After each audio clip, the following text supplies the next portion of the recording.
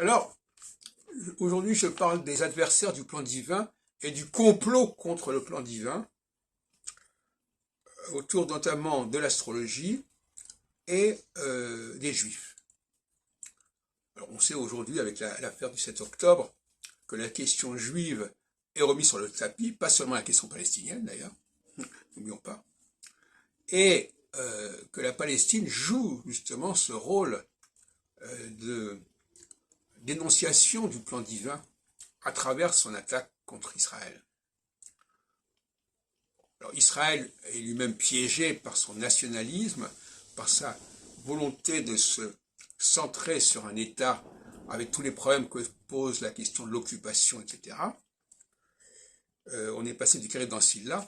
Effectivement, la Shoah n'a pas profité pleinement de l'existence d'Israël. Israël est né trop tard pour sauver tous les Juifs qui étaient menacés et dont les nazis voulaient se débarrasser au départ, n'oublions pas.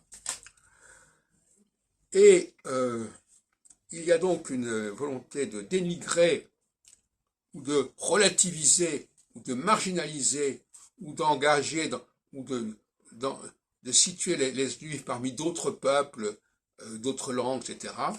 Cette banalisation du fait juif est tout à fait regrettable. Et d'autre part, d'un point de vue purement technique,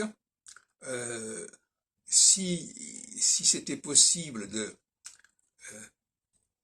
de supprimer Saturne, par exemple, ce serait une façon de dégommer le plan divin.